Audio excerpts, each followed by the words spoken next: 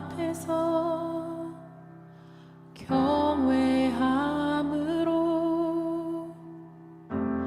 주께 홀로 섭니다. 성도 여러분 안녕하십니까?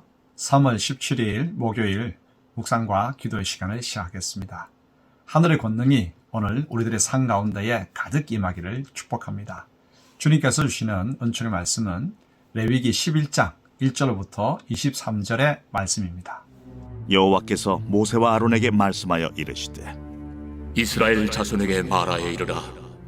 육지의 모든 짐승 중 너희가 먹을 만한 생물은 이러하니 모든 짐승 중 굽이 갈라져 쪽발이 되고 새김질하는 것은 너희가 먹되 새김질하는 것이나 굽이 갈라진 짐승 중에도 너희가 먹지 못할 것은 이러하니 낙타는 새김질은 하되 굽이 갈라지지 아니하였으므로 너희에게 부정하고 사반도 새김질은 하되 굽이 갈라지지 아니하였으므로 너희에게 부정하고 토끼도 새김질은 하되 굽이 갈라지지 아니하였으므로 너희에게 부정하고 돼지는 굽이 갈라져 쪽발이로 돼 새김질을 못함으로 너희에게 부정하니 너희는 이러한 고기를 먹지 말고 그 죽음도 만지지 말라.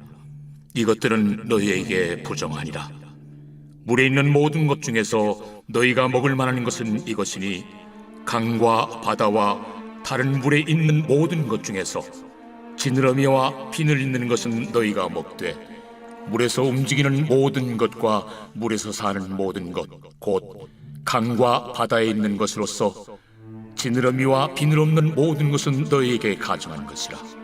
이들은 너희에게 가증한 것이니 너희는 그 고기를 먹지 말고 그 죽음을 가증히 여기라. 수중 생물의 지느러미와 비늘 없는 것은 너희가 혐오할 것이니라. 새 중에 너희가 가증히 여길 것은 이것이라. 이것들이 가증한즉 먹지 말지니 곧 독수리와 솔개와 물수리와 말똥가리와 말똥가리 종류와 까마귀 종류와 타조와 타우마스와 갈매기와 샘의 종류와 올빼미와 가마우지와 부엉이와 흰올빼미와 사다새와 너새와 황새와 백로 종류와 오디새와 박쥐니라. 날개가 있고 네 발로 기어다니는 곤충은 너희가 혐오할 것이로되 다만 날개가 있고 네 발로 기어다니는 모든 곤충 중에 그 발에 뛰는 다리가 있어서 땅에서 뛰는 것은 너희가 먹을지니 곧 그 중에 메뚜기 종류와 배짱이 종류와 귀뚜라미 종류와 팥중이 종류는 너희가 먹으려니와 오직 날개가 있고 기어다니는 곤충은 다 너희가 혐오할 것이니라. 레위기 11장부터 15장은 정결한 것과 부정한 것들이 무엇이며 부정한 것들은 어떻게 해결하는지에 대한 규정을 다룹니다. 오늘 본문 11장은 먹을 수 있는 정한 것은 무엇인지 알려주죠. 그럼 먼저 먹을 수 있는 정한 동물에 대해서 알아볼까요? 오늘 본문은 네 가지 분야, 육상동물, 수중동물, 공중동물, 곤충. 이 동물들을 정결한 것과 부정한 것으로 분류합니다. 정한 것은 식용이 가능하지만 부정한 것은 먹어서는 안 됩니다. 육상동물은 굽이 있고 새김질을 하는 짐승은 정한 짐승으로 분류합니다. 하지만 새김질을 하더라도 굽이 갈라지지 아니한 낙타, 오소리, 토끼는 부정하고 굽은 갈라졌지만 새김질을 못하는 돼지도 부정합니다. 부정한 것은 먹어서는 안 되죠. 수중동물은 지느러미와 비늘이 있어야 정한 짐승으로 분류됩니다. 공중동물은 부정한 짐승의 목록을 제시하죠. 이들은 맹조류와 사체를 먹는 새들로서 부정합니다. 곤충 중에 날개가 있고 뛰어다니는 것은 정하지만 날개가 있더라도 기어다니는 것은 부정합니다. 정한 짐승과 부정한 짐승을 이렇게 나눈 까닭은 무엇일까요? 여기에 대한 해석은 학자마다 견해를 달리합니다. 상당히 수긍이 가는 해석 세 가지는 첫째, 그 당시 백성들의 생활과 친숙하고 가까운 짐승, 즉 가축을 정한 짐승으로 분류하였다고 하는 것입니다. 짐승과 인간과의 균과 바이러스의 교차를 차단해야 하는데 오랜 세월 동안 이들 짐승, 가축은 인간에게 해를 끼치지 않음이 검증되었기 때문이죠. 둘째는 이방 제사에서 드렸던 낙타, 돼지 같은 것들은 부정한 것으로 정하였습니다. 이방인의 삶의 방식과 생각을 따르지 않으므로 거룩함을 지키기 위한 조치였죠.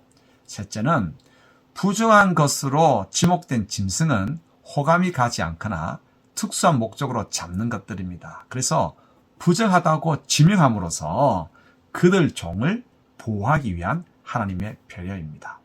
이 관점으로 보면 부정하고 가증한 것으로 분류된 동물이라고 해서 날 때부터 혐오스러운 동물은 아닙니다. 왜냐하면 하나님이 만드신 모든 것들은 보시기에 좋았기 때문이죠.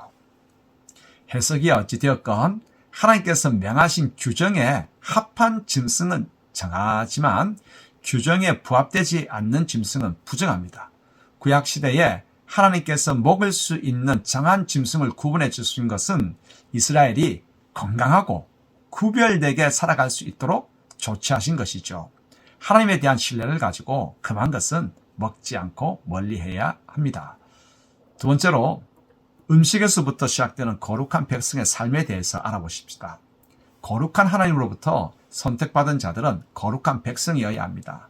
거룩함은 구분되면서 출발합니다. 선과 악을 구분해서 선을 선택하고 정한 것과 부정한 것도 구분하여 정한 것을 선택해야 합니다. 그래야 거룩함을 유지할 수 있죠. 생활 속에서 정한 것과 부정한 것을 구분하는 첫 출발이 음식입니다.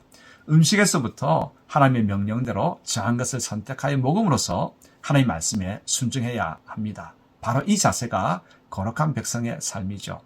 그런데 오늘날 구약의 음식 규정은 예수 그리스도 안에서 이제 더 이상 유효하지 않습니다. 하지만 반드시 참조해야는 하겠죠. 무엇을 먹고 마시냐는 것보다 더 중요한 것은 바울의 교훈처럼 하나님의 영광을 위한 삶입니다. 무엇을 먹든지 마시든지 하나님의 영광을 위해 살아가는 우리들이 되십시다. 함께 기도할까요? 하나님 아버지, 구약시대의 백성들은 음식에서부터 정한 것들을 취하여 하나님의 거룩한 백성임을 인식했습니다. 생활의 가장 기본에서부터 말씀대로 따름으로 하나님께 영광을 돌려드렸던 것처럼 오늘날 저희도 먹든지 마시든지 무엇을 하든지 하나님께 영광을 돌리는 삶을 살아가게 하옵소서. 예수님의 이름으로 기도합니다. 아멘. 말씀 앞에서 경외